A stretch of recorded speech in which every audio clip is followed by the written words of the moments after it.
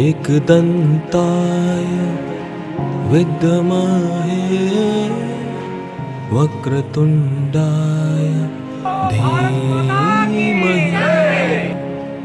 तन्नो दन्ति प्रचोदयात्। ॐ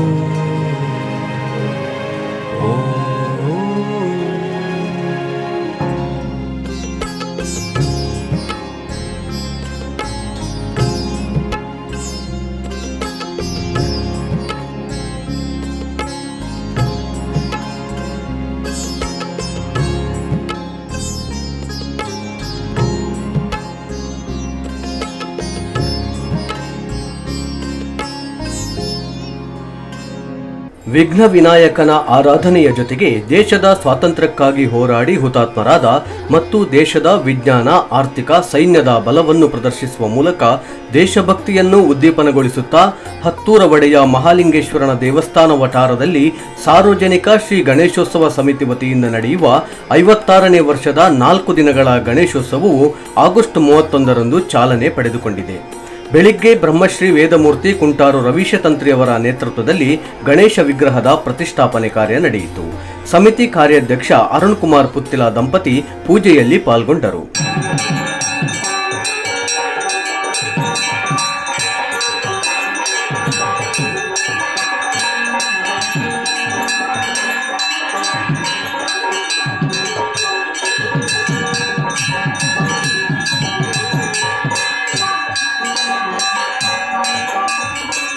ಗಣೇಶ ವಿಗ್ರಹದ ಪ್ರತಿಷ್ಠಾಪನೆಯ ಬಳಿಕ ಸಭಾ ವೇದಿಕೆಯಲ್ಲಿ ರಾಷ್ಟ್ರೀಯ ಸ್ವಯಂ ಸೇವಕ ಸಂಘದ ಹಿರಿಯ ಸ್ವಯಂ ಸೇವಕ ಮೂಲಚಂದ್ರ ನಾಯಕ್ ಧ್ವಜಾರೋಹಣ ಮಾಡಿ ಭಾರತ ಮಾತೆ ಮತ್ತು ಲೋಕಮಾನ್ಯ ಬಾಲಗಂಗಾಧರ ತಿಲಕ್ ಅವರ ಭಾವಚಿತ್ರಗಳಿಗೆ ಪುಷ್ಪಾರ್ಚನೆ ಮಾಡಿ ಮಾತನಾಡಿ, ನಮ್ಮ ನೆಲದಲ್ಲೇ ಗಣೇಶೋತ್ಸವ ಆಚರಿಸಲು ಕೂಡ ಯಾರಿಂದಲೂ ಅನುಮತಿ ಪಡೆಯುವ ಪರಿಸ್ಥಿತಿ ಉಂಟಾಗಿದೆ. ಹಿಂದೂಗಳು ಬುಸುಗುಡುವ ಗುಣವನ್ನು ಮೈಗೂಡಿಸಿಕೊಳ್ಳಬೇಕು ಎಂದು ಹೇಳಿದರು. ಸಾರ್ವಜನಿಕವಾಗಿ ಸಮಷ್ಟಿ ಹಿತದೃಷ್ಟಿಯಿಂದ ವ್ಯಕ್ತಿಗತ ಪಾಪ ಪರಿಮಾರ್ಜನೆ ಮಾತ್ರ ಅಲ್ಲ, ಪುರುಷಾರ್ಥ ಸಾಧನೆಯನ್ನೂ ದೃಷ್ಟಿಯಲ್ಲಿಟ್ಟುಕೊಂಡು ಈ ಸಂಭ್ರಮದಲ್ಲಿ ನಾವೆಲ್ಲ ಪಾಲ್ಗೊಂಡಿದ್ದೀವಿ.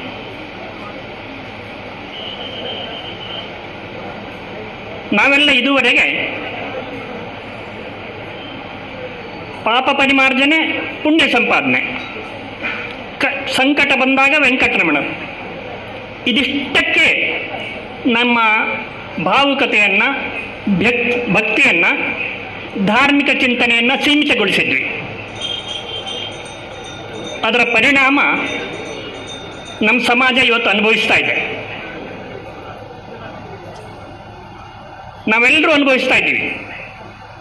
ಪ್ರಾಯಶಃ ನಮ್ಮ ನ್ಯಾಯಾಲಯದ ನಿನ್ನೆಯ ಒಂದು ತೀರ್ಪು ನೋಡಿದರೆ ಗಣೇಶೋತ್ಸವ ಆಚರಿಸೋದಕ್ಕೂ ಕೂಡ ಯಾರಿಂದಲೋ ಅನುಮತಿ ಪಡಿಬೇಕಾದ ಅವಶ್ಯಕತೆ ಇದೆ. ಸಂಬಂಧಪಟ್ಟ ಇಲಾಖೆ ಅಲ್ಲ, ಆ ಭಾಗದಲ್ಲಿ ಯಾರು ಬಹುಸಂಖ್ಯಾತರಾಗಿ ಜೀವನ ನಡೆಸ್ತಾ ಇದ್ದಾರೋ ಅವರು ಅನುಮತಿ ಕೊಟ್ಟರೆ ನಾವು ಗಣಪತಿಯನ್ನು ಪೂಜೆ ಮಾಡಬಹುದು.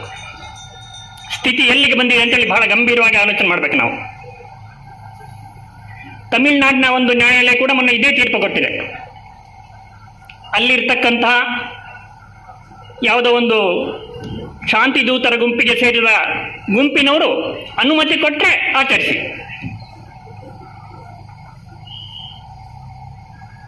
ಹಿಂದೂಸ್ತಾನದಲ್ಲಿ, ಭಾರತದಲ್ಲಿ ಯಾವ ಸ್ಥಿತಿಯನ್ನು ನಾವು ಎದುರಿಸ್ತಾ ಇದ್ದೀವಿ ಅಂತೇಳಿ ತುಂಬ ಗಂಭೀರವಾಗಿ ಆಲೋಚನೆ ಮಾಡಬೇಕಾದ ಸ್ಥಿತಿ. ಸಿಂಗಾಪುರದಲ್ಲಿ ಗಣಪತಿಯ ಭಾವಚಿತ್ರ ಅಲ್ಲಿನ ನೋಟ್ಗಳ ಮೇಲೆ ಮುದ್ರಣ ಆಗುತ್ತೆ. ಆ ದೇಶ ಹಿಂದೂ ಬಹುಸಂಖ್ಯಾತ ದೇಶ ಅಲ್ಲ. ಗರುಡ ಏರ್ಲೈನ್ಸ್ ಇರುತ್ತೆ, ನಮ್ಮ ದೇಶದಲ್ಲ.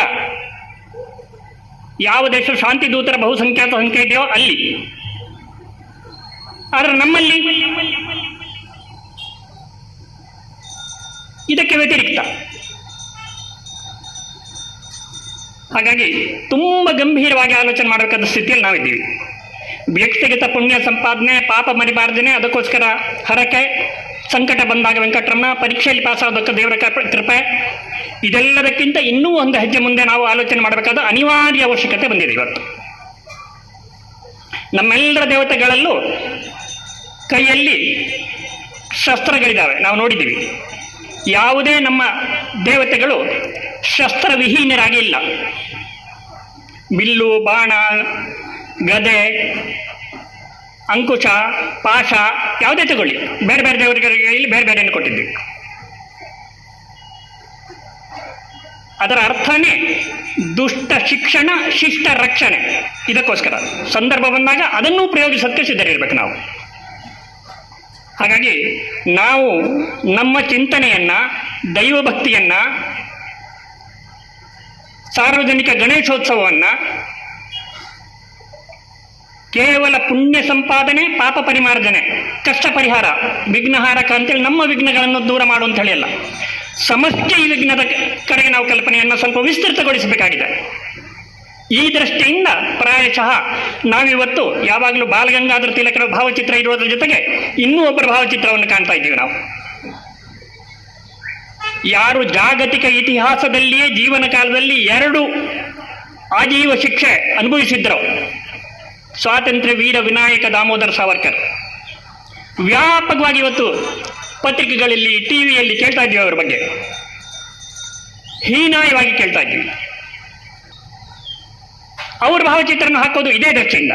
ನಾನು ಆಗ ಹೇಳಿದೆ, ಪುಣ್ಯ ಸಂಪಾದನೆ ಮಾತ್ರ ಅಲ್ಲ, ಪುರುಷಾರ್ಥ ಸಾಧನೆಯೂ ಇದೆ. ಈ ನಮ್ಮ ಸಾಮೂಹಿಕ ಚಿಂತನೆಯ ಮೂಲ ಉದ್ದೇಶ ಅದು. ಸಾರ್ವಜನಿಕ ಶ್ರೀ ಗಣೇಶೋತ್ಸವ ಸಮಿತಿ ಗೌರವಾಧ್ಯಕ್ಷ ಡಾಕ್ಟರ್ ಎಂ.ಕೆ. ಪ್ರಸಾದ್ ಮಾತನಾಡಿ, ನಮ್ಮ ಸಂಸಾರವನ್ನು ಪ್ರೀತಿ ಮಾಡಿದ ಹಾಗೆ ದೇಶವನ್ನು ಕೂಡ ಪ್ರೀತಿ ಮಾಡಬೇಕು, ಹಿಂದುತ್ವದ ಬಗ್ಗೆ ಮಕ್ಕಳಿಗೆ ಜ್ಞಾನ ಕೊಡಬೇಕು.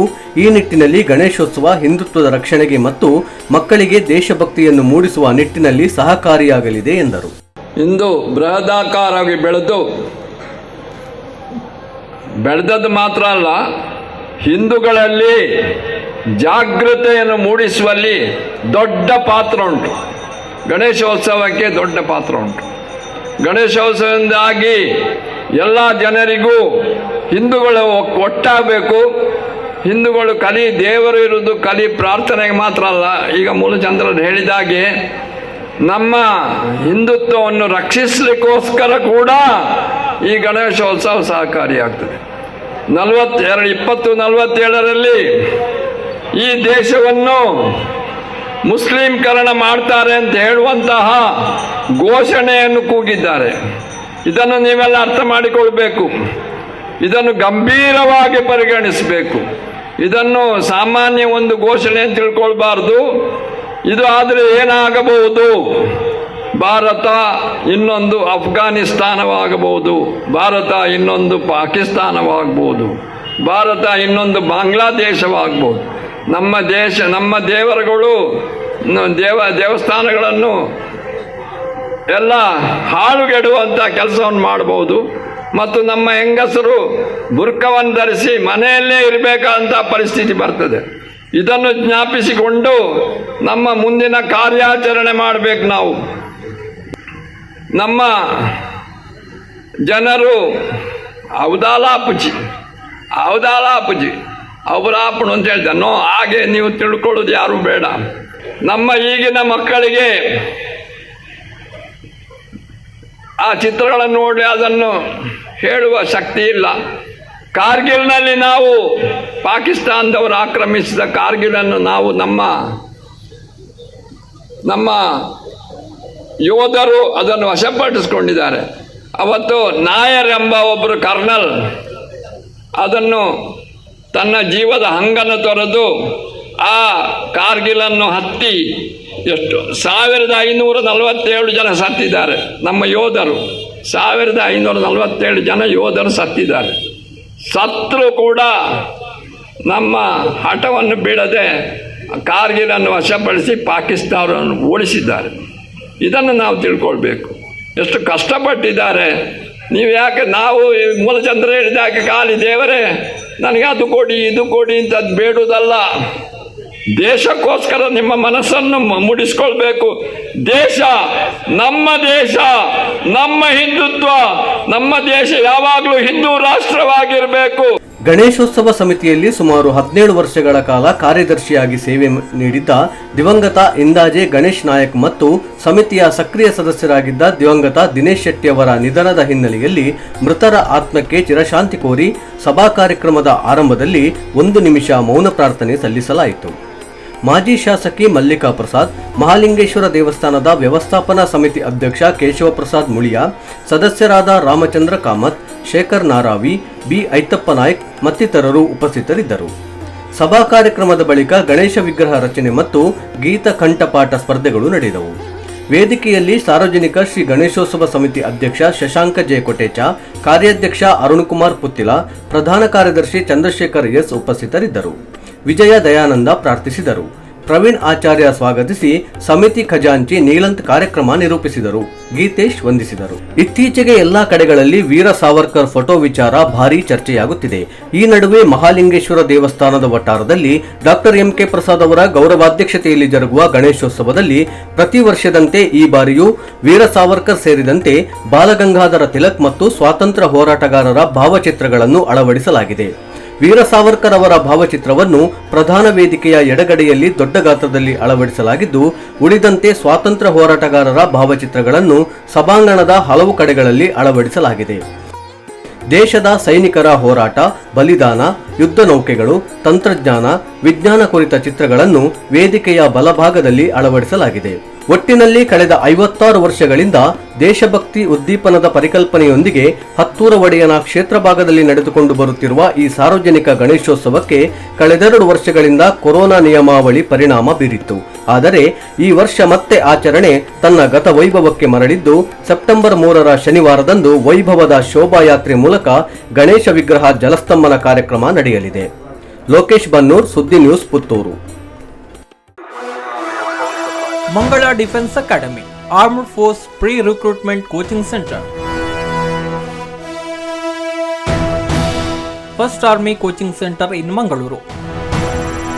We provide physical training, medical test facilities, written test facilities and hostel facilities. New admission open. We help you live your defense dream. Contact Mangala Defense Academy opposite Fisheries College, Pampwell, Mangaluru. Email mangaladefenseacademy1@gmail.com.